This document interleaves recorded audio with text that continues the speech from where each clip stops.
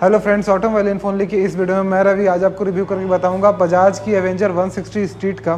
देखने में आप देख सकते हैं कि बाइक कैसी लगती है। ये एक क्रूजियर बाइक है जिसको लेके आप लॉन्ग टूर्स पे जाते हैं या फिर आपकी हाइट कम है और उस पर्पज़ से भी आप लेना चाहते हैं तो वहाँ भी आप ले सकते हैं। तो इस बाइक के बारे में हम सभी जानकारियाँ देंगे कि बाइक किसके लिए बनी है, ये बाइक चलाने में आप जब चलाइएगा तो किस तरह का कंफर्ट फील होता है और प्रो एंड कॉन्स जो भी हम आपको सारी डिटेल देने का कोशिश करेंगे इस वीडियो में।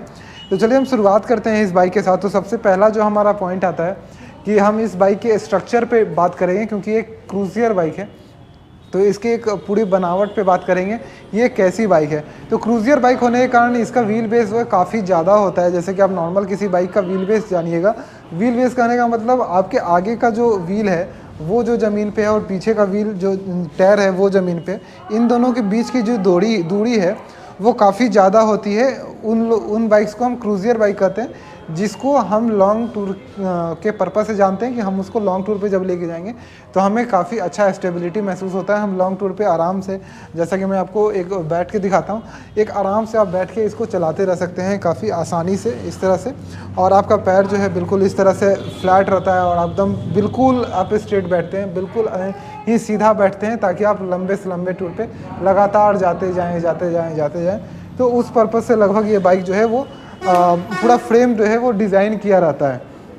उसके बाद हम जो इस क्रूसियर के बारे में बात करें तो क्रूसियर बाइक का जो आगे का ये इसको जो आप देख सकते हैं जो सॉकर है उसका आगे की तरफ काफ़ी ज़्यादा झुकाव होता है। इस एंगल से इसको कास्टर एंगल बेसिकली बोलते हैं। तो ये जितना ज़्यादा आगे की तरफ बढ़ा हुआ रहता है, ये कास्टर एंगल जितना ज़्यादा आगे रहेगा उतना ज़्यादा क्रूसियर मूवमेंट में रहेगा।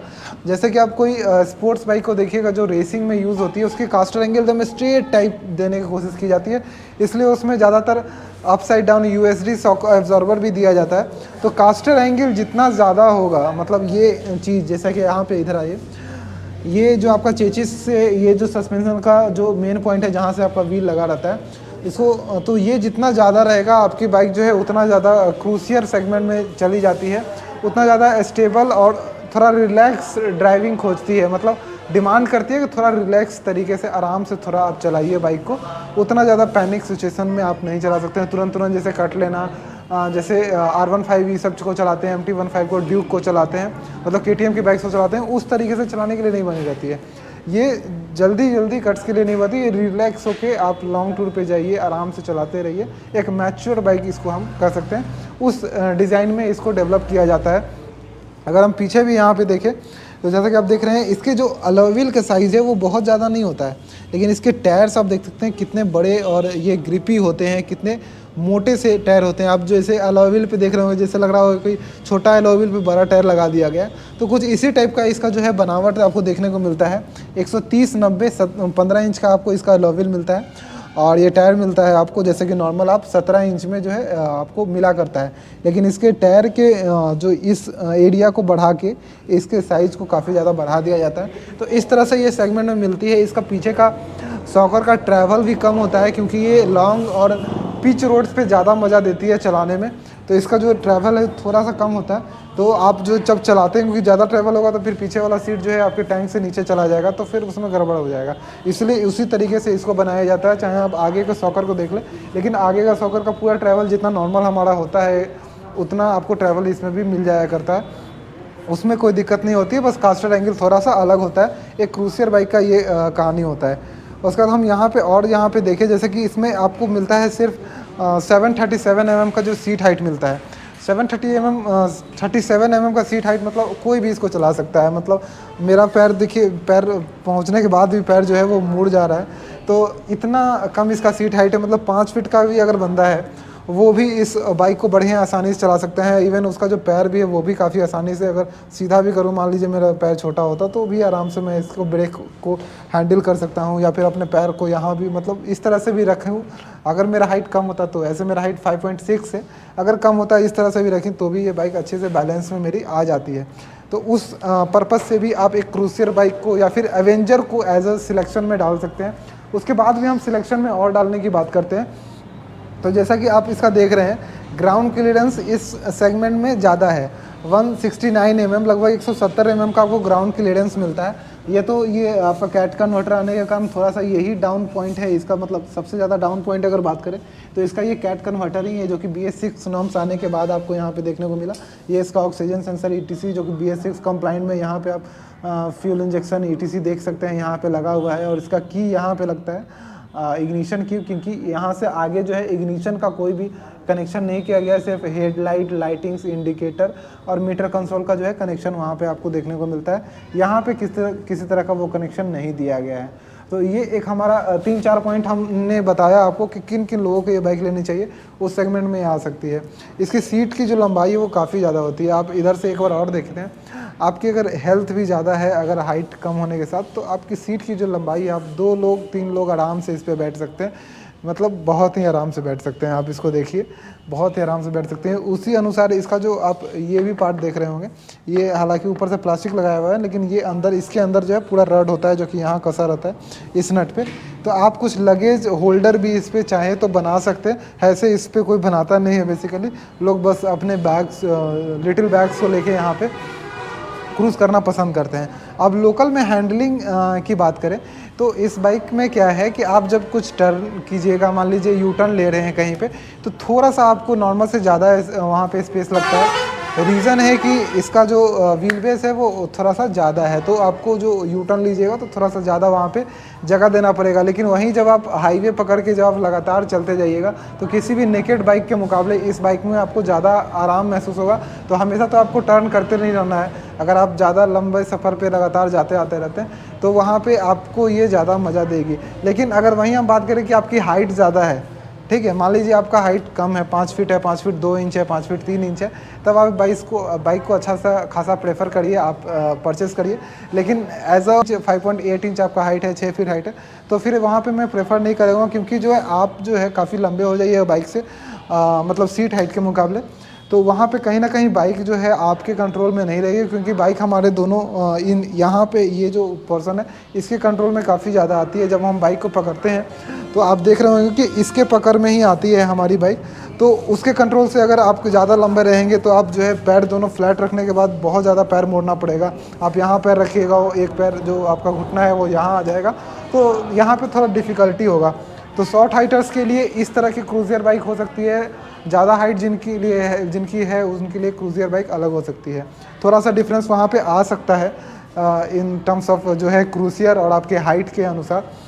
जब आप ऑफ रोड बहुत ज़्यादा अगर आपको चलना है तो ऑफ रोड बहुत ज़्यादा चलने के लिए, और जब ज़्यादा हाइट हो तो वहाँ पे थोड़ा सा आपको जो है सोचना पड़ सकता है, क्योंकि ये बाइक जो है एक ज़्यादा व्हील बेस वाली है, तो थोड़ा सा वहाँ पे दिक्कत आता है ऑफ रोड के लिए। इसीलिए आप देखते हो कि टॉल बाइक्स आती है। अगर आप मतलब बहुत बड़े सेगमेंट में जाइएगा तो टॉल बाइक्स आती है। ऑफ रोडिंग के लिए बेसिकली टॉल बाइक्स ही आती हैं, जिसका आगे का सस्पेंशन ट्रैवल भी ज़्यादा हो, पीछे का सस्पेंशन ट्रैवल भी ज़्यादा है, तो वो ज़्यादा बाइक्स आपको आती है। आपको लद्दाख ट्रिप करना है तो आप जो है NS की तरफ जा सकते हैं। पल्सर NS 160, NS 200, RS 200 का भी अच्छा व्हील बेस है और ग्राउंड क्लियरेंस भी अच्छा है।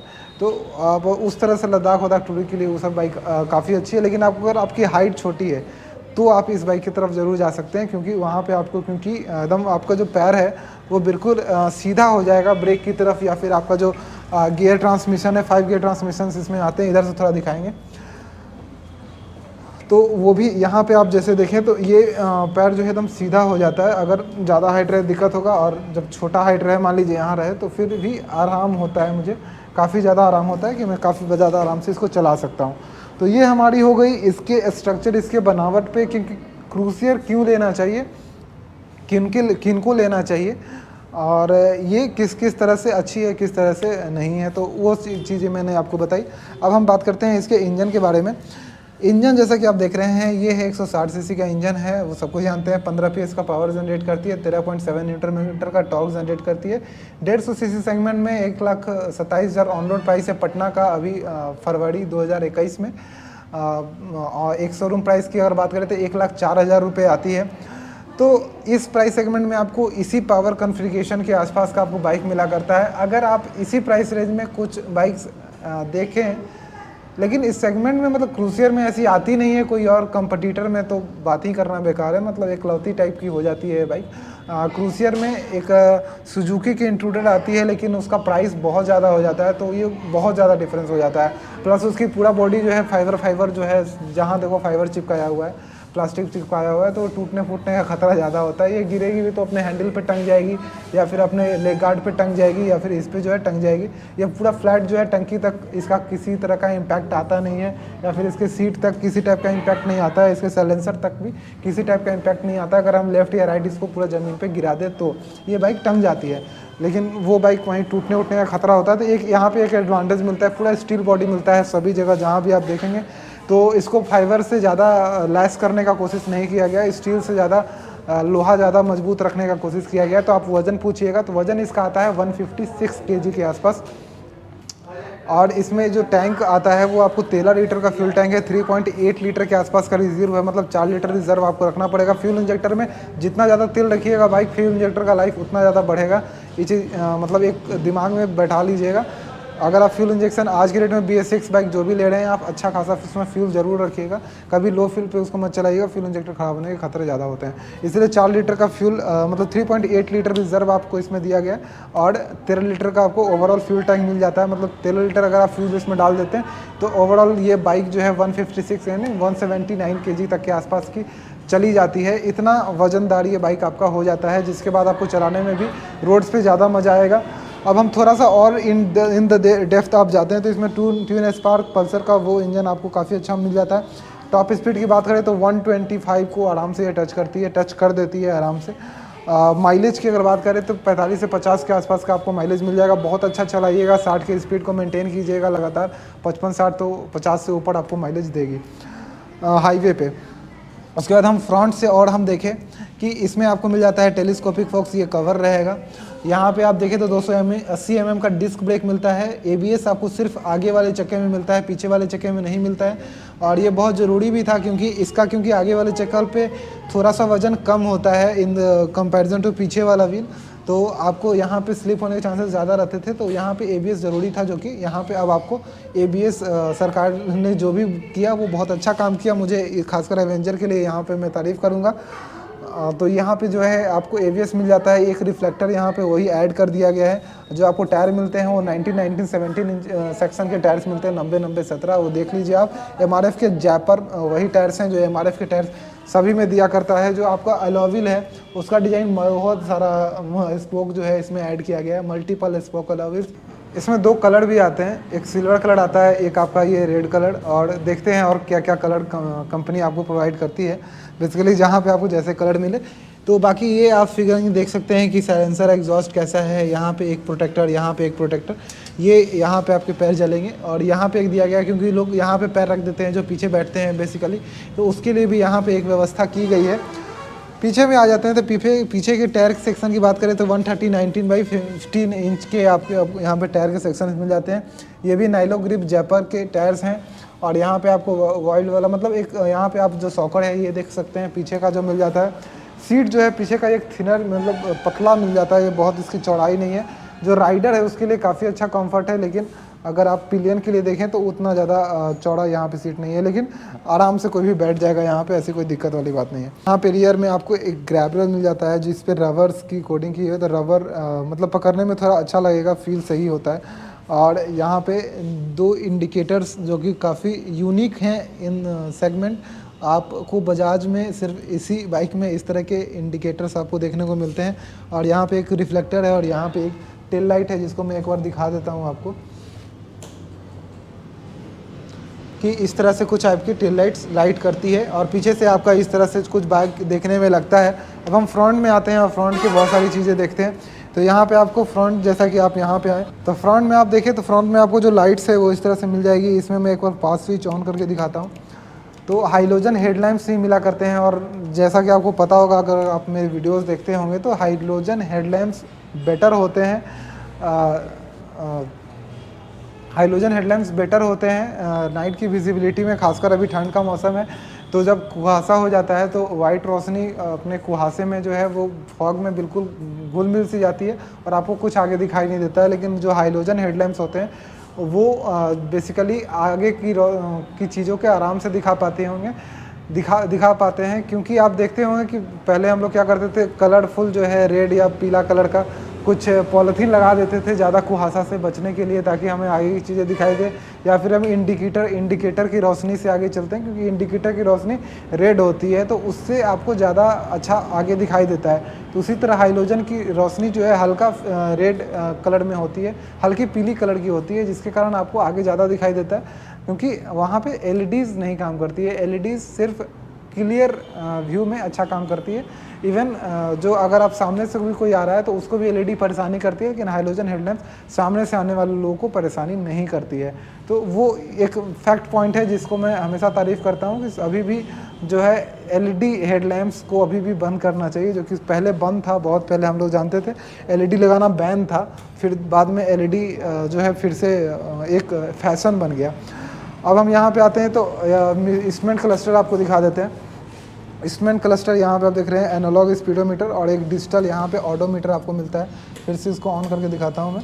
और यहाँ पे एबीएस की लाइटिंग्स मिल जाएगी, एबीएस आपका जो है एक्टिव रहेगा बाइक स्टार्ट होने पे। तो यहाँ पे आपको फ्यूल गेज मिल जाता है और यहीं पे आपको इंडिकेटर्स भी आपको देखने को मिल जाते हैं कि इंडिकेटर्स जो है कैसे देखने में लगेंगे। एक चेक इंजन लाइट आपको यहाँ पे देखने को मिल जाएगा और हॉर्न अभी नहीं बजाते हैं हम। एक इंजन क्यूल स्विच यहाँ पे, जो कि नॉर्मल चीज़ें हैं। और आपका जो साइड मिरर है वो कुछ इस तरीके से देखने में लगता है, आप देख सकते हैं कैसा है ये।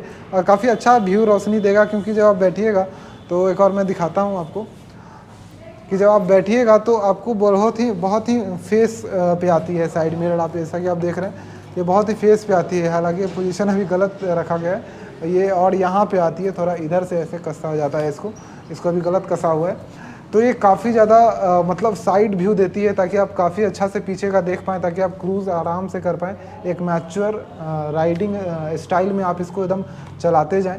और आप देख रहे हैं कि ये कैसी बैठने में लगता है। मुझे बैठने में इसमें बहुत अच्छा पसंद है। एकदम स्ट्रेट आप बैठिए और एकदम जैसे घर में सोफे पे बैठे हुए हैं वैसे बैठ के आप जो है चलते जाइए। तो कुछ उस तरह की ये बाइक आपको यहाँ पे देखने को मिलती है और बजाज की तरफ से ऑफ़र की जाती है। बस यही चीज़ है कि यहाँ से आपको फिर से चाबी निकाल के फिर इसमें डालना है और तब आप जाके इसके हैंडल को लॉक कर सकते हैं। तो ये एक थोड़ा सा इनकन्वीनियंट सा चीज़ है, लेकिन वो चलता है। आप किसी भी क्रूज़र में जाइएगा, जैसे अभी जावा हाल ही लॉन्च हुई है, तो जावा की उतने 2 लाख की बाइक है, फिर भी उसमें भी यही सिस्टम है।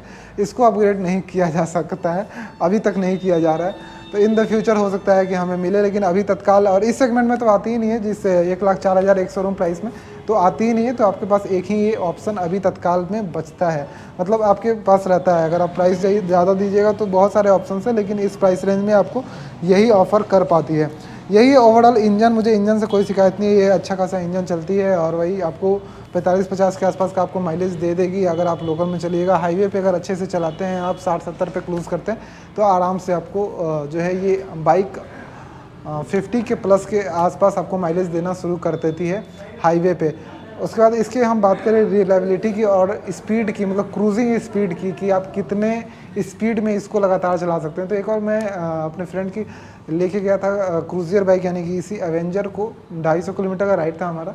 तो इस बाइक को 70-80 के स्पीड में बड़ा कंफर्टेबल होकर चलते हैं, क्योंकि 156 kg की बाइक है। आप 2 लोग बैठ गए इस पर, 1 क्विंटल से ऊपर आपने वजन दे दिया तो 2.5 क्विंटल की बाइक जो है बड़े प्रेम से रोड पे एकदम अच्छे खासा ग्राइड करके एकदम चलती है। 70-80 की स्पीड में आप लगातार हाईवे पे क्रूज़ कर सकते हैं इस बाइक से, तो वहाँ पे कहीं ना कहीं मज़ा आता है। उसके बाद जैसा कि ग्राउंड क्लियरेंस इसका 169 mm है, तो ग्राउंड क्लियरेंस का भी कोई दिक्कत नहीं होता। छोटा मोटा अगर बम्प वम्प होता है या फिर लहर होता है हमारे रोडों में, कहीं गड्ढे हो जाते हैं, तो उसको भी आराम से ये झेल लेती है। वहाँ भी दिक्कत नहीं होती है कि अंदर टकरा गया या फिर छोटे मोटे ब्रेकर्स पे वहाँ टकरा गया, तो ऐसा भी कोई दिक्कत वहाँ पे नहीं आता है। तो ओवरऑल यही था मेरा रिव्यू बजाज एवेंजर 160 स्ट्रीट का। तो हो सकता है आपको पसंद आया हो, और कुछ रह गया हो तो आप ज़रूर बताइएगा। आप क्या सोचते हैं इस बाइक के बारे में वो मुझे ज़रूर कमेंट करके बताइएगा, मैं भी उसको समझूंगा। और अभी मैं रिव्यू कर रहा हूँ पटना के जीएसपी बजाज में, तो अगर आप इस बाइक को परचेज़ करना चाहते हैं तो आप यहाँ पे आके देख सकते हैं, इस बाइक का इंक्वायरी कर सकते हैं। कॉन्टैक्ट नंबर मैं डिस्क्रिप्शन में डाल दूँगा, तो आपको जो भी इंक्वायरी चाहिए, जो भी आपको बात करना हो वो आप बात यहाँ पर कर सकते हैं। Bye bye.